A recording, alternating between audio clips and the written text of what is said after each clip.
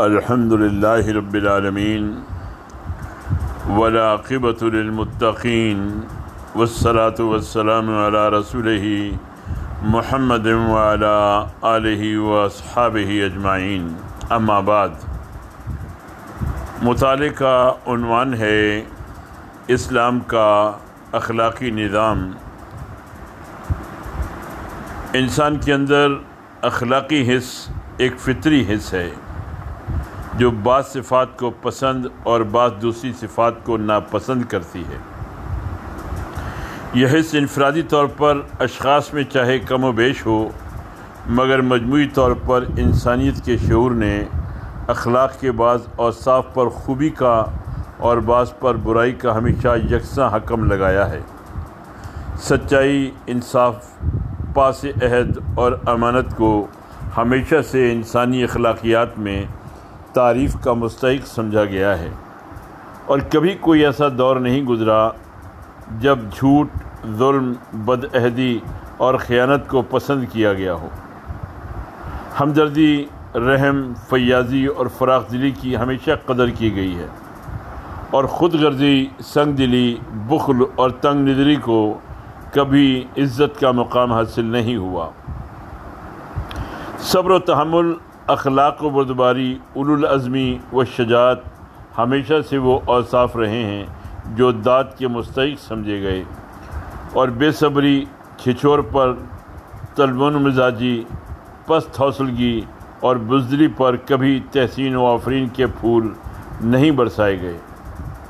ضبط نفس، خودداری، شائستگی اور ملنساری کا شمار ہمیشہ سے خوبیوں ہی میں ہوتا رہا ہے، اور کبھی ایسا نہیں ہوا کہ بندگی نفس، کم درفی، بدتمیزی اور کج خلقی نے اخلاقی محاسن کی فہرست میں جگہ پائی ہو۔ فرض شناسی، وفا شعاری، مستعدی اور احساس ذمہ داری کی ہمیشہ عزت کی گئی ہے، اور فرض ناشناس، بے وفا، کام چور اور غیر ذمہ دار لوگوں کو کبھی اچھی نگاہ سے نہیں دیکھا گیا۔ اسی طرح اجتماعی زندگی کے اچھے اور برے اوصاف کے معاملے میں بھی انسانیت کا معاملہ تقریباً متفق علیہ ہی رہا ہے۔ قدر کی مستحق ہمیشہ وہی سوسائٹی رہی ہے جس میں نظم و انضباط، تعاون اور امداد باہمی ہو، آپس کی محبت اور خیر خواہی ہو، اجتماعی انصاف اور معاشرتی مساوات ہو۔ تفرقہ، انتشار، بد نظمی، بے ضابطگی، نااتفاقی، آپس کی بدخواہی، ظلم اور ناہمواری کو اجتماعی زندگی کے محاسن میں کبھی شمار نہیں کیا گیا۔ ایسا ہی معاملہ کردار کی نیکی و بدی کا بھی ہے۔ چوری، زنا، قتل، ڈاکہ، جال سازی اور رشوت خوری کو کبھی اچھے افعال نہیں سمجھے گئے۔ بد زبانی، مردم آزاری، غیبت، چغل خوری، حسد، بہتان تراشی اور فساد انگیزی کو کبھی نیکی نہیں سمجھا گیا۔ مکار، متکبر، ریاکار، منافق، ہٹ دھرم اور حریص لوگ کبھی بھلے آدمیوں میں شمار نہیں کیے گئے۔ اس کے برعکس والدین کی خدمت، رشتہ داروں کی مدد، ہمسایوں سے حسن سلوک، دوستوں سے رفاقت، یتیموں اور بے کسوں کی خبرگیری، مریضوں کی تیمارداری اور مصیبت زدہ لوگوں کی اعانت ہمیشہ نیکی سمجھی گئی ہے۔ پاک دامن، خوش گفتار، نرم مزاج اور خیر اندیش لوگ ہمیشہ عزت کی نگاہ سے دیکھے گئے ہیں۔ انسانیت اپنا اچھا عنصر انہی لوگوں کو سمجھتی رہی ہے جو راست باز اور کھرے ہوں، جن پر ہر معاملے میں اعتبار کیا جا سکے، جن کا ظاہر و باطن یکساں اور قول و فعل میں مطابقت ہو، جو اپنے حق پر قانع اور دوسروں کے حقوق ادا کرنے میں فراخ دل ہوں، جو امن سے رہیں اور دوسروں کو امن دیں، جن کی ذات سے ہر ایک کو خیر کی امید ہو اور کسی کو برائی کا اندیشہ نہ ہو۔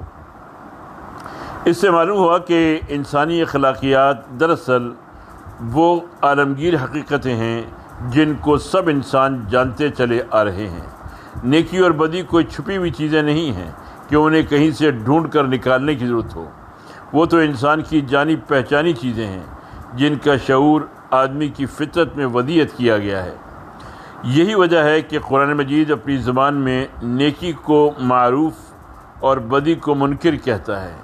یعنی نیکی وہ چیز ہے جسے سب انسان بھلا جانتے ہیں، اور منکر وہ ہے جسے کوئی خوبی اور بھلائی کی حیثیت سے نہیں جانتا۔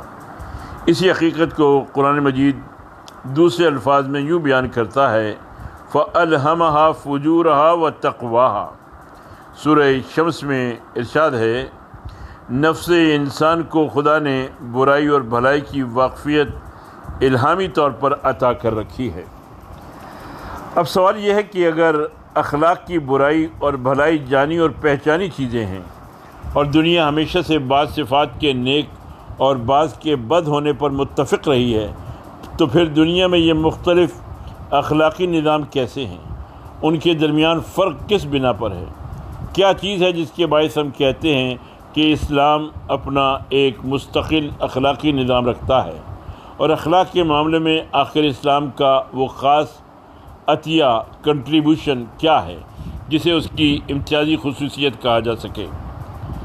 اس مسئلے کو سمجھنے کے لیے جب ہم دنیا کے مختلف اخلاقی نظاموں پر نگاہ ڈالتے ہیں تو پہلی نظر میں جو فرق ہمارے سامنے آتا ہے وہ یہ ہے کہ مختلف اخلاقی صفات کو زندگی کے مجموعی نظام میں سمونے اور ان کی حد، ان کا مقام اور ان کا مصرف تجویز کرنے اور ان کے درمیان تناسب قائم کرنے میں یہ سب ایک دوسرے سے مختلف ہیں۔ پھر زیادہ گہری نگاہ سے دیکھنے پر اس فرق کی وجہ یہ معلوم ہوتی ہے کہ دراصل وہ اخلاقی حسن و قباح کا معیار تجویز کرنے اور خیر و شر کے علم کا ذریعہ متعین کرنے میں مختلف ہیں، اور ان کے درمیان اس امر میں بھی اختلاف ہے کہ قانون کے پیچھے قوت نافذہ کون سی ہے جس کے زور سے وہ جاری ہو، اور وہ کیا محرکات ہیں جو انسان کو اس قانون کی پابندی پر آمادہ کریں۔ لیکن جب ہم اس اختلاف کی کھوج لگاتے ہیں تو آخرکار یہ حقیقت ہم پر کھلتی ہے کہ وہ اصلی چیز جس نے ان سب اخلاقی نظاموں کے راستے الگ کر دیے ہیں یہ ہے کہ ان کے درمیان کائنات کے تصور، کائنات کے اندر انسان کی حیثیت اور انسانی زندگی کے مقصد میں اختلاف ہے، اور اسی اختلاف نے جڑ سے لے کر شاخوں تک ان کی روح، ان کے مزاج اور ان کی شکل کو ایک دوسرے سے مختلف کر دیا ہے۔ انسان کی زندگی میں اصل فیصلہ کن سوالات یہ ہیں کہ اس کائنات کا کوئی خدا ہے یا نہیں ہے، تو وہ ایک ہے یا بہت سے ہیں؟ جس کی خدائی مانی جائے اس کی صفات کیا ہیں؟ ہمارے ساتھ اس کا کیا تعلق ہے؟ اس نے ہماری رہنمائی کا کوئی انتظام کیا ہے یا نہیں؟ ہم اس کے سامنے جواب دہ ہیں یا نہیں؟ جواب دہ ہیں تو کس چیز کی جواب دہی ہمیں کرنی ہے، اور ہماری زندگی کا مقصد اور انجام کیا ہے جسے پیش نظر رکھ کر ہم کام کریں؟ ان سوالات کا جواب جس نوعیت کا ہوگا اسی کے مطابق نظام زندگی بنے گا، اور اسی کے مناسب حال نظام اخلاق ہوگا۔ اس مختصر گفتگو میں میرے لیے یہ مشکل ہے کہ میں دنیا کے نظام حیات کا جائزہ لے کر یہ بتا سکوں کہ ان میں سے کس کس نے ان سوالات کا کیا جواب اختیار کیا ہے، اور اس جواب نے ان کی شکل اور راستے کے تعین پر کیا اثر ڈالا ہے۔ میں صرف اسلام کے متعلق عرض کروں گا کہ وہ ان سوالات کا کیا جواب اختیار کرتا ہے، اور اس کی بنا پر کس مخصوص قسم کا نظام اخلاق وجود میں آیا ہے۔ اسلام کا جواب یہ ہے کہ اس کائنات کا خدا ہے، اور وہ ایک ہی خدا ہے، اسی نے اسے پیدا کیا ہے، وہی اس کا لا شریک مالک، حاکم اور پروردگار ہے، اسی کی اطاعت پر یہ سارا نظام چل رہا ہے۔ وہ حکیم ہے، قادر مطلق ہے، کھلے اور چھپے کا جاننے والا ہے، سبح قدوس ہے، یعنی عیب، خطا، کمزوری اور نقص سے پاک ہے، اور اس کی خدائی ایسے طریقے پر قائم ہے جس میں لاگ لپیٹ اور ٹیڑھ نہیں ہے۔ انسان اس کا پیدائشی بندہ ہے، اس کا کام یہی ہے کہ اپنے خالق کی بندگی و اطاعت کرے۔ اس کی زندگی کے لیے کوئی صورت بجز اس کے صحیح نہیں ہے کہ وہ سراسر خدا کی بندگی ہو۔ اس بندگی کا طریقہ تجویز کرنا انسان کا اپنا کام نہیں ہے، بلکہ یہ اس خدا کا کام ہے جس کا وہ بندہ ہے۔ خدا نے اس کی رہنمائی کے لیے پیغمبر بھیجے ہیں اور کتابیں نازل کی ہیں۔ انسان کا فرض ہے کہ اپنی زندگی کا نظام اسی سرچشمہ ہدایت سے اخذ کرے۔ انسان اپنی زندگی کے پورے کارنامے کے لیے خدا کے سامنے جواب دہ ہے، اور یہ جواب دہی اسے اس دنیا میں نہیں بلکہ آخرت میں کرنی ہے۔ دنیا کی موجودہ زندگی دراصل امتحان کی مہلت ہے، اور یہاں انسان کی تمام سعی و کوشش اس مقصد پر مرکوز ہونی چاہیے کہ وہ آخرت کی جواب دہی میں اپنے خدا کے حضور کامیاب ہو۔ اس امتحان میں انسان اپنے پورے وجود کے ساتھ شریک ہے، اس کی تمام قوتوں اور قابلیتوں کا امتحان ہے، زندگی کے ہر پہلو کا امتحان ہے۔ پوری کائنات میں جس چیز سے جیسا کچھ بھی اس کو سابقہ پیش آتا ہے، اس کی بے لاگ جانچ ہونی ہے کہ انسان نے اس کے ساتھ کیسا معاملہ کیا ہے۔ اور یہ جانچ وہ ہستی کرنے والی ہے جس نے زمین کے ذروں پر، ہوا پر اور پانی پر، کائناتی لہروں پر اور خود انسان کی اپنے دل و دماغ اور دست و پا پر اس کی حرکات و سکنات ہی کا نہیں، اس کے خیالات اور ارادوں تک کا ٹھیک ریکارڈ کر رکھا ہے۔ یہ ہے وہ جواب جو اسلام نے زندگی کے بنیادی سوالات کا دیا ہے۔ یہ تصور کائنات و انسان اس اصلی اور انتہائی بھلائی کو متعین کر دیتا ہے جس کو پہچاننا انسانی سعی و عمل کا مقصود ہونا چاہیے، اور وہ ہے خدا کی رضا۔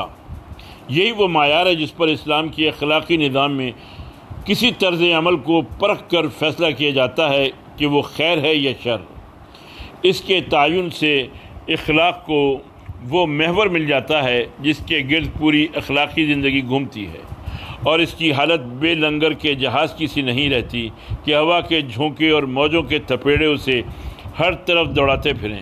یہ تعین ایک مرکزی مقصد سامنے رکھ دیتا ہے جس کے لحاظ سے زندگی میں تمام اخلاقی صفات کی مناسب حدیں، مناسب جگہیں اور مناسب عملی صورتیں مقرر ہو جاتی ہیں، اور ہمیں وہ مستقل اخلاقی قدریں ہاتھ لگ جاتی ہیں جو تمام بدلتے ہوئے حالات میں اپنی جگہ ثابت و قائم رہ سکیں۔ پھر سب سے بڑی بات یہ ہے کہ رضائے الہی کے مقصود قرار پا جانے سے اخلاق کو ایک بلند ترین غایت مل جاتی ہے جس کی بدولت اخلاقی ارتقاء کے امکانات لامتناہی ہو سکتے ہیں، اور کسی مرحلے پر بھی اغراض پرستیوں کی آلائشیں اس کو ملوث نہیں کر سکتی۔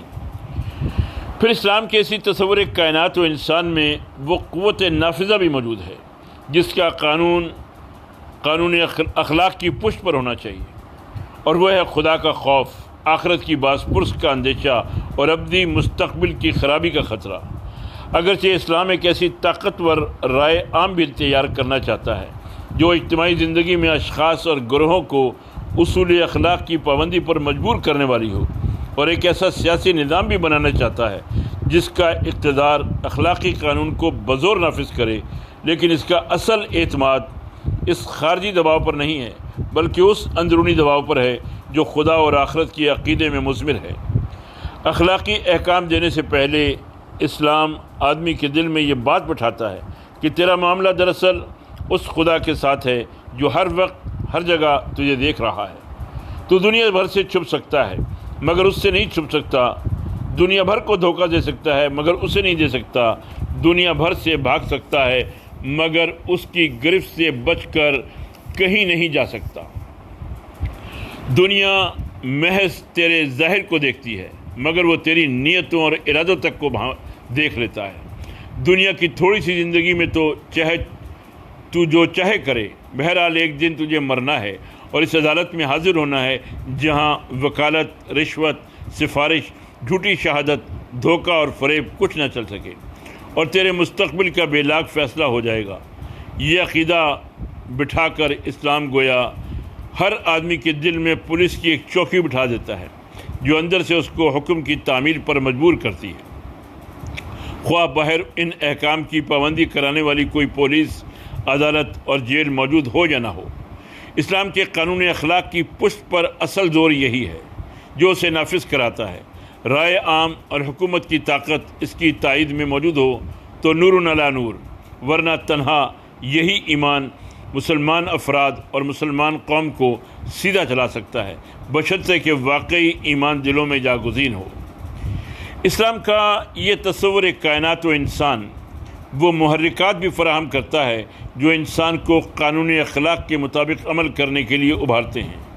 انسان کا اس بات پر راضی ہو جانا کہ وہ خدا کو اپنا خدا مانے اور اس کی بندگی کو اپنی زندگی کا طریقہ بنائے اور اس کی رضا کو اپنا مقصد زندگی ٹھہرائے، یہ اس بات کے لیے کافی محرک ہے کہ جو شخص احکام الہی کی اطاعت کرے گا اس کے لیے ابدی زندگی میں ایک شاندار مستقبل یقینی ہے، خواہ دنیا کی ساری زندگی میں اسے کتنی ہی مشکلات، نقصانات اور تکلیفوں سے دوچار ہونا پڑے، اور اس کے برعکس جو یہاں سے خدا کی نافرمانیاں کرتا ہوا جائے گا اسے ابدی سزا بھگتنی پڑے گی، چاہے دنیا کی چند روزہ زندگی میں وہ کیسے ہی مزے لوٹ لے۔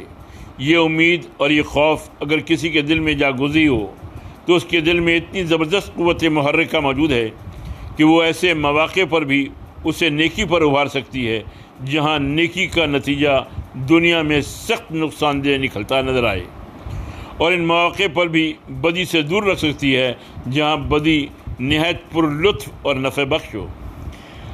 اس تفصیل سے یہ بات واضح ہو جانی چاہیے کہ اسلام اپنا تصور کائنات، اپنا معیار خیر و شر، اپنا ماخذ علم اخلاق، اپنی قوت نافذہ اور اپنی قوت محرکہ الگ رکھتا ہے، اور انہی چیزوں کے ذریعے سے معروف اخلاقیات کے مواد کو اپنی قدروں کے مطابق ترتیب دے کر زندگی کے تمام شعبوں میں جاری کرتا ہے۔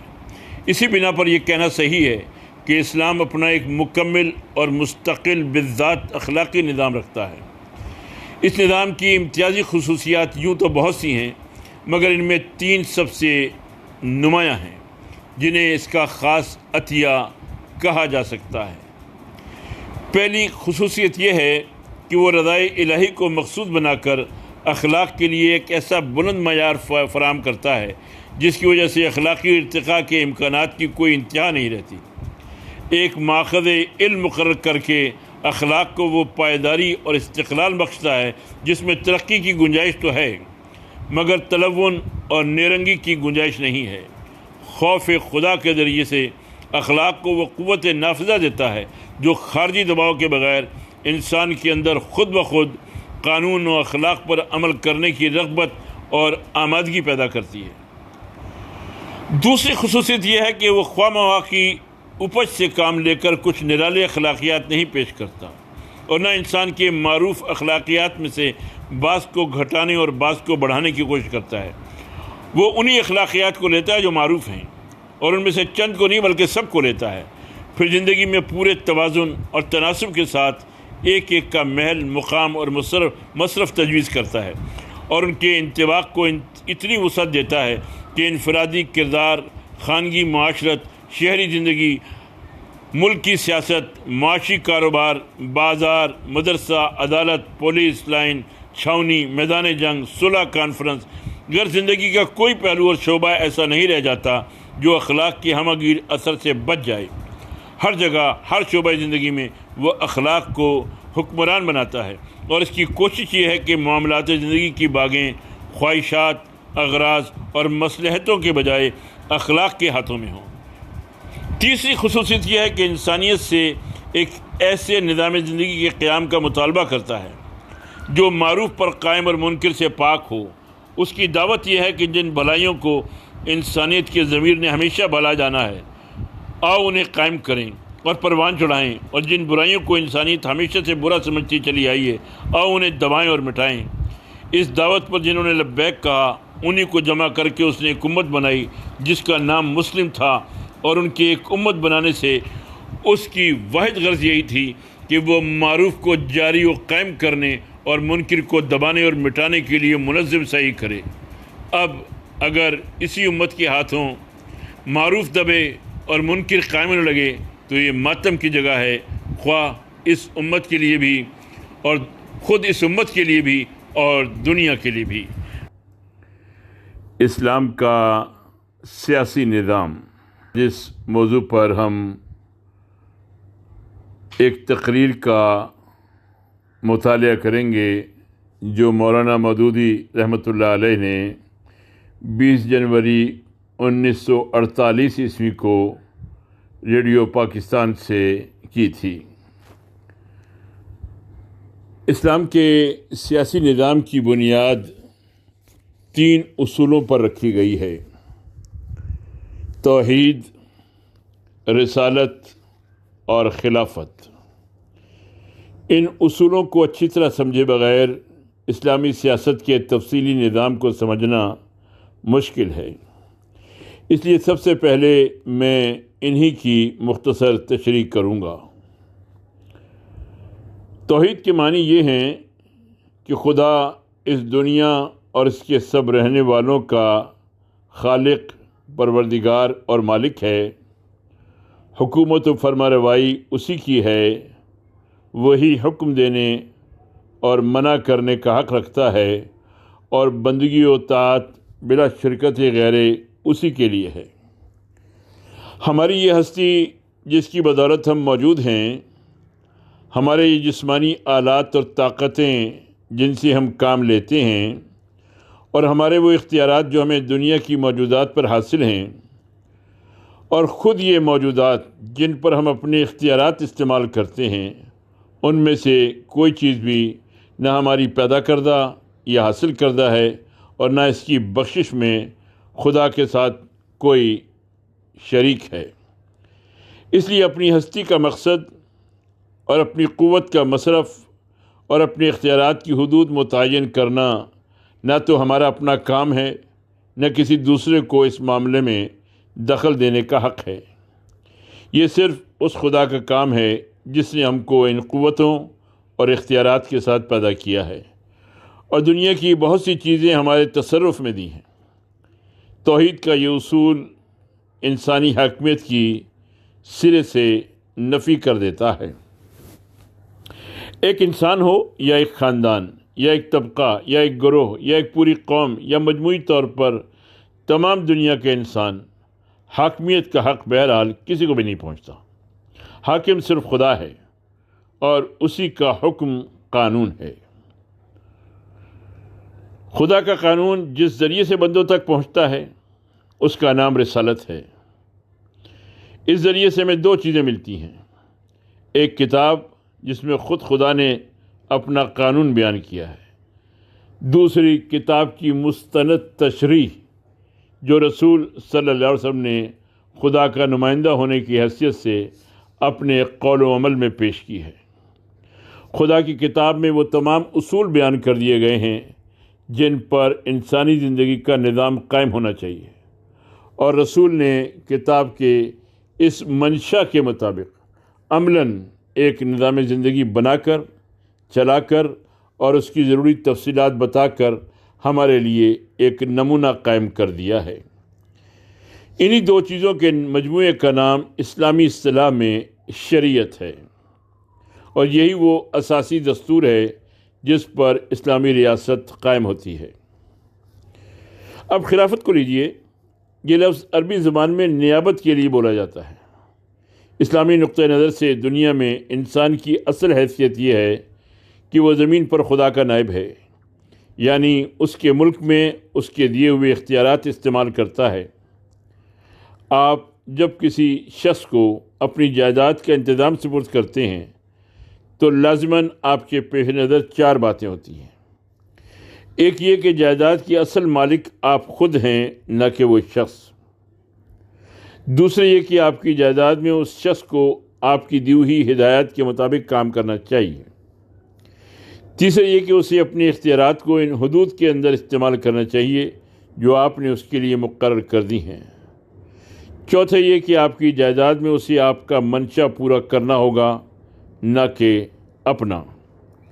یہ چار شرطیں نیابت کے تصور میں اس طرح شامل ہیں کہ نائب کا لفظ بولتے ہی خود بخود انسان کے ذہن میں آ جاتی ہیں۔ اگر کوئی نائب ان چاروں شرطوں کو پورا نہ کرے تو آپ کہیں گے کہ وہ نیابت کی حدود سے تجاوز کر گیا، اور اس نے وہ معاہدہ توڑ دیا جو نیابت کے عین مفہوم میں شامل تھا۔ ٹھیک یہی معنی ہیں جن میں اسلام انسان کو خدا کا خلیفہ قرار دیتا ہے، اور اس خلافت کے تصور میں یہی چاروں شرطیں شامل ہیں۔ اسلامی نظریہ سیاسی کی روح سے جو ریاست قائم ہوگی وہ دراصل خدا کی حاکمیت کے تحت انسانی خلافت ہوگی، جسے خدا کے ملک میں اس کی دی ہوئی ہدایت کے مطابق اس کی مقرر کی ہوئی حدود کے اندر کام کر کے اس کا منشا پورا کرنا ہوگا۔ خلافت کی اس تشریح کے سلسلے میں اتنی بات اور سمجھ لیجئے کہ اس معنی میں اسلامی نظریہ سیاسی کسی ایک شخص یا خاندان یا طبقے کو خلیفہ قرار نہیں دیتا، بلکہ اس پوری سوسائٹی کو خلافت کا منصب سونپتا ہے جو توحید اور رسالت کے بنیادی اصولوں کو تسلیم کر کے نیابت کی شرطیں پوری کرنے پر آمادہ ہو۔ ایسی سوسائٹی بحیثیت مجموعی خلافت کی مثال ہے، اور یہ خلافت اس کے ہر فرد کو پہنچتی ہے۔ یہ وہ نقطہ ہے جہاں اسلام میں جمہوریت کی ابتدا ہوتی ہے۔ اسلامی معاشرے کا ہر فرد خلافت کے حقوق اور اختیارات رکھتا ہے۔ ان حقوق و اختیارات میں تمام افراد بالکل برابر کے حصے دار ہیں۔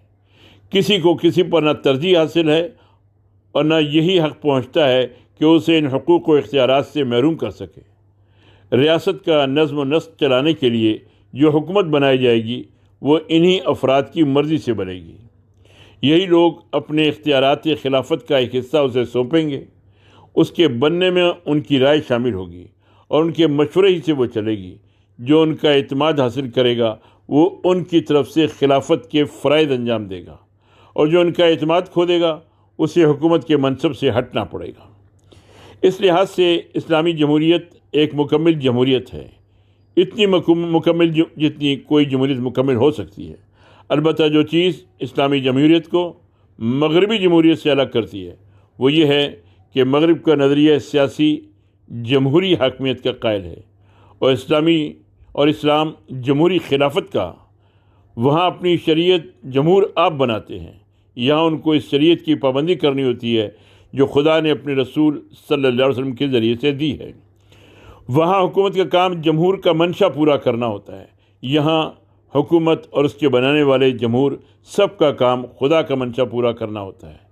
مختصر یہ کہ مغرب جمہوریت ایک مطلق العنان خدائی ہے جو اپنے اختیارات کو آزادانہ استعمال کرتی ہے۔ اس کے برعکس اسلامی جمہوریت ایک پابند آئین بندگی ہے جو اپنے اختیارات کو خدا کی دی ہوئی ہدایات کے مطابق اس کی مقرر کردہ حدود کے اندر استعمال کرتی ہے۔ اب میں آپ کے سامنے اس ریاست کا ایک مختصر مگر واضح نقشہ پیش کروں گا جو توحید، رسالت اور خلافت کی ان بنیادوں پر بنتی ہے۔ اس ریاست کا مقصد قرآن میں صاف طور پر یہ بتایا گیا ہے کہ وہ ان بھلائیوں کو قائم کرے، فروغ دے اور پروان چڑھائے جن سے خداوند عالم انسانی زندگی کو آراستہ دیکھنا چاہتا ہے، اور ان برائیوں کو روکے، دبائے اور مٹائے جن کا وجود انسانی زندگی میں خداوند عالم کو پسند نہیں ہے۔ اسلام میں ریاست کا مقصد محض انتظام ملکی ہے اور نہ یہ کہ وہ کسی خاص قوم کی اجتماعی خواہشات کو پورا کرے۔ اس لیے بجائے اسلام اس کے سامنے ایک بلند نصب العین رکھ دیتا ہے جس کے حصول میں اس کو اپنے تمام وسائل و ذرائع اور اپنی تمام طاقتیں صرف کرنی چاہیے، اور وہ یہ ہے کہ خدا اپنی زمین میں اور اپنے بندوں کی زندگی میں جو پاکیزگی، جو حسن، جو خیر و صلاح، جو ترقی و فلاح دیکھنا چاہتا ہے وہ رونما ہو، اور بگاڑ کی ان تمام صورتوں کا سد باب ہو جو خدا کے نزدیک اس کی زمین کو اجاڑنے والی اور اس کے بندوں کی زندگی کو خراب کرنے والی ہیں۔ اس نصب العین کو پیش کرنے کے ساتھ اسلام ہمارے سامنے خیر و شر دونوں کی ایک واضح تصویر رکھتا ہے جس میں مطلوبہ بھلائیوں اور ناپسندیدہ برائیوں کو صاف صاف نمایاں کر دیا گیا ہے۔ اس تصویر کو نگاہ میں رکھ کر ہر زمانے اور ہر ماحول میں اسلامی ریاست اپنا اصلاحی پروگرام بنا سکتی ہے۔ اسلام کا مستقل تقاضا یہ ہے کہ زندگی کے ہر شعبے میں اخلاقی اصولوں کی پابندی کی جائے۔ اس لیے وہ اپنی ریاست کے لیے بھی یہ قطعی پالیسی متعین کر دیتا ہے کہ اس کی سیاست بے لاگ انصاف، بے لوث سچائی اور کھری ایمانداری پر قائم ہو۔ وہ ملکی یا انتظامی یا قومی مصلحتوں کی خاطر جھوٹ، فریب اور بے انصافی کو کسی حال میں گوارا کرنے کے لیے تیار نہیں ہے۔ ملک کے اندر راعی اور رعیت کے باہمی تعلقات ہوں یا ملک کے باہر دوسری قوموں کے ساتھ تعلقات، دونوں میں وہ صداقت، دیانت اور انصاف کو اغراض و مصالح پر مقدم رکھنا چاہتا ہے۔ مسلمان افراد کی طرح مسلم ریاست پر بھی وہ یہ پابندی عائد کرتا ہے کہ عہد کرو تو اسے وفا کرو، لینے اور دینے کے پیمانے یکساں رکھو، جو کچھ کہتے ہو وہی کرو اور جو کچھ کرتے ہو وہی کہو، اپنے حق کے ساتھ اپنے فرض کو بھی یاد رکھو۔ اور دوسرے کے فرض کے ساتھ اس کے حق کو بھی نہ بھولو۔ طاقت کو ظلم کے بجائے انصاف کے قیام کا ذریعہ بناؤ۔ حق کو بہرحال حق سمجھو اور اسے ادا کرو۔ اقتدار کو خدا کی امانت سمجھو اور اس یقین کے ساتھ اسے استعمال کرو کہ اس امانت کا پورا حساب تمہیں اپنے خدا کو دینا ہے۔ اسلامی ریاست اگرچہ زمین کے کسی خاص خطے ہی میں قائم ہوتی ہے، مگر وہ نہ انسانی حقوق کو ایک جغرافیائی حدود میں محدود رکھتی ہے اور نہ شہریت کے حقوق کو۔ جہاں تک انسانیت کا تعلق ہے، اسلام ہر انسان کے لیے چند بنیادی حقوق مقرر کرتا ہے اور ہر حال میں ان کے احترام کا حکم دیتا ہے، خواہ وہ انسان اسلامی ریاست کے حدود میں رہتا ہو یا اس سے باہر، خواہ دوست ہو یا دشمن، خواہ صلح رکھتا ہو یا برسر جنگ ہو۔ انسانی خون ہر حالت میں محترم ہے اور حق کے بغیر اسے نہیں بہایا جا سکتا۔ عورت، بچے، بوڑھے، بیمار اور زخمی پر دست درازی کرنا کسی حال میں جائز نہیں۔ عورت کی عصمت بہرحال احترام کی مستحق ہے اور اسے بے آبرو نہیں کیا جا سکتا۔ بھوکا آدمی روٹی کا، ننگا آدمی کپڑے کا، زخمی یا بیمار آدمی علاج اور تیمارداری کا بہرحال مستحق ہے، خواہ دشمن قومی سے تعلق رکھتا ہو۔ یہ اور ایسے ہی چند دوسرے حقوق اسلام نے انسان کو بحیثیت انسان ہونے کے عطا کیے ہیں، اور اسلامی ریاست کے دستور میں ان کو بنیادی حقوق کی جگہ حاصل ہے۔ رہے شہریت کے حقوق، تو وہ بھی اسلام صرف انہی لوگوں کو نہیں دیتا جو اس کی ریاست کی حدود میں پیدا ہوئے ہوں، بلکہ ہر مسلمان، خواہ وہ دنیا کے کسی گوشے میں پیدا ہوا ہو، اسلامی ریاست کی حدود میں داخل ہوتے ہی آپ سے آپ اس کا شہری بن جاتا ہے اور پیدائشی شہریوں کے برابر حقوق کا مستحق قرار پاتا ہے۔ دنیا میں جتنی اسلامی ریاستیں بھی ہوں گی، ان سب کے درمیان شہریت مشترک ہوگی۔ مسلمان کو کسی اسلامی ریاست کی حدود میں داخل ہونے کے لیے پاسپورٹ کی ضرورت نہ ہوگی۔ مسلمان کسی نسلی، قومی یا طبقاتی امتیاز کے بغیر ہر اسلامی ریاست میں کسی بڑے سے بڑے ذمہ داری کے منصب کا اہل ہو سکتا ہے۔ غیر مسلمانوں کے لیے جو کسی اسلامی ریاست کی حدود میں رہتے ہوں، اسلام نے چند حقوق معین کر دیے ہیں اور وہ لازماً دستور اسلامی کا جز ہوں گے۔ اسلام ایسے غیر مسلم کو ذمی کہا جاتا ہے، یعنی جس کی حفاظت کا اسلامی ریاست نے ذمہ لیا ہو۔ ذمی کی جان و مال اور آبرو کی طرح محترم ہے۔ ذمی کی جان و مال اور آبرو کی طرح محترم ہے۔ فوجداری اور دیوانی قوانین میں مسلم اور ذمی کے درمیان کوئی فرق نہیں۔ ذمیوں کے پرسنل لا میں اسلامی ریاست کوئی مداخلت نہ کرے گی۔ ذمیوں کو ضمیر و اعتقاد اور مذہبی رسوم و عبادات میں پوری آزادی حاصل ہوگی۔ ذمی اپنے مذہب کی تبلیغ ہی نہیں بلکہ قانون کی حد میں رہتے ہوئے اسلام پر بھی تنقید کر سکتا ہے۔ یہ اور ایسے ہی بہت سے حقوق اسلامی دستور میں غیر مسلم رعایا کو دیے گئے ہیں، اور یہ مستقل حقوق ہیں جنہیں اس وقت تک سلب نہیں کیا جا سکتا جب تک وہ ہمارے ذمے سے خارج نہ ہو جائیں۔ کوئی غیر مسلم اپنی مسلم رعایا پر چاہے کتنے ہی ظلم ڈھائے، ایک اسلامی ریاست کے لیے اس کے جواب میں اپنی غیر مسلم رعایا پر شریعت کے خلاف ذرا سی دست درازی کرنا بھی جائز نہیں، حتیٰ کہ ہماری سرحد کے باہر اگر سارے مسلمان قتل کر دیے جائیں تب بھی ہم اپنی حد کے اندر ایک ذمی کا خون بھی حق کے بغیر نہیں بہا سکتے۔ اسلامی ریاست کے انتظام کی ذمہ داری ایک امیر کے سپرد کی جائے گی، جسے صدر جمہوریہ کے مماثل سمجھنا چاہیے۔ امیر کے انتخاب میں ان تمام بالغ مردوں اور عورتوں کو رائے دینے کا حق ہوگا جو دستور کے اصولوں کو تسلیم کرتے ہوں۔ انتخاب کی بنیاد یہ ہوگی کہ روح اسلام کی واقفیت، اسلامی سیرت، خدا ترسی اور تدبر کے اعتبار سے کون شخص سوسائٹی کے زیادہ سے زیادہ لوگوں کا اعتماد رکھتا ہے۔ ایسے شخص کو عمارت کے لیے منتخب کیا جائے گا، پھر اس کی مدد کے لیے ایک مجلس شورا بنائی جائے گی اور وہ بھی لوگوں کی منتخب کردہ ہوگی۔ امیر کے لیے لازم ہوگا کہ ملک کا انتظام اہل شورا کے مشورے سے کرے۔ ایک امیر اس وقت تک حکمران رہ سکتا ہے جب تک اسے لوگوں کا اعتماد حاصل رہے۔ عدم اعتماد کی صورت میں اسے جگہ خالی کرنی ہوگی، مگر جب تک وہ لوگوں کا اعتماد رکھتا ہے اسے حکومت کے پورے اختیارات حاصل رہیں گے۔ امیر اور اس کی حکومت پر عام شہریوں کو نکتہ چینی کا پورا حق حاصل ہوگا۔ اسلامی ریاست میں قانون سازی ان حدود کے اندر ہوگی جو شریعت میں مقرر کی گئی ہیں۔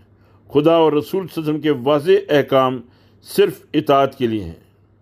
کوئی مجلس قانون ساز ان میں رد و بدل نہیں کر سکتی، رہے وہ احکام جن میں دو یا زیادہ تعبیریں ممکن ہیں، تو ان میں شریعت کا منشا معلوم کرنا ان لوگوں کا کام ہے جو شریعت کا علم رکھتے ہیں۔ اس لیے ایسے معاملات مجلس شورا کی اس سب کمیٹی کے سپرد کیے جائیں گے جو علماء پر مشتمل ہوگی۔ اس کے بعد ایک وسیع میدان ان معاملات کا ہے جن میں شریعت نے کوئی حکم نہیں دیا ہے۔ ایسے تمام معاملات میں مجلس شورا قوانین بنانے کے لیے آزاد ہے۔ اسلام میں عدالت انتظامی حکومت کے ماتحت نہیں ہوگی، بلکہ براہ راست خدا کی نمائندہ اور اس کو جواب دہ ہے۔ حاکمان عدالت کو مقرر تو انتظامی حکومت ہی کرے گی، مگر جب ایک شخص عدالت کی کرسی پر بیٹھ جائے گا تو خدا کے قانون کے مطابق لوگوں کے درمیان بے لاگ انصاف کرے گا، اور اس کے انصاف کی زد میں خود حکومت بھی نہ بچ سکے گی، حتیٰ کہ خود حکومت کے رئیس اعلیٰ کو بھی مدعی یا مدعا علیہ کی حیثیت سے اس کے سامنے اس طرح حاضر ہونا پڑے گا جیسے ایک عام شہری حاضر ہوتا ہے۔ یہ اسلام کا سیاسی نظام ہے۔